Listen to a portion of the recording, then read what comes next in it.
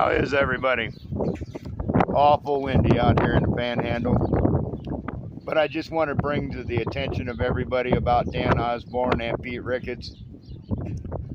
Pete Ricketts, we all know, is a billionaire. He's made over $20 million in the stock market last year, which is pathetic.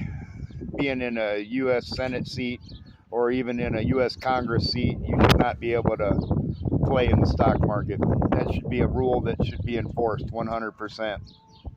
Let's get back to Dan Osborn, who says, he's not taking corporate money and he's not doing this and he's not doing that. Well, in the last quarter of 2025, he raised $762,000 for his campaign for 2026. And in the first quarter of 2026, he raised $1.25 million for his campaign. Now, that's coming from donors. He's had over 14,400 people, individual people, donate money to his campaign.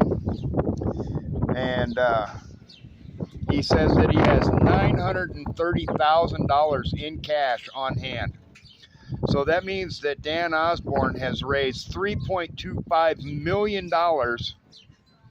for this campaign of 2026, which really, in my eyes, is kind of deceitful to the people here of Nebraska, where he goes on to Facebook with his posts and says, I only need $5 for my campaign. Can you donate $5 for my campaign? Why are you asking the people of Nebraska for money? You've got the United Auto Workers of Detroit that have paid you almost $100K. You had a company out of Boston that gave you $90,000.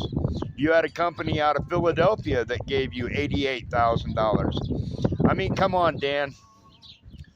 You're no better than Pete Ricketts. You're asking people of Nebraska to donate money to your campaign, but yet you're in the swamp.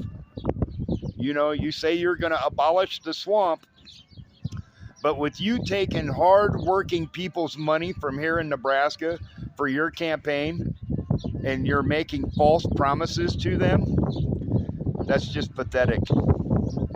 I hope everybody sees what kind of a man that he really is, and I hope that everybody votes the right way when it comes May 12th at the primary, and I hope that you vote correctly in November. Just remember, Earl Starkey for U.S. Senate. Thank you, and have a wonderful day.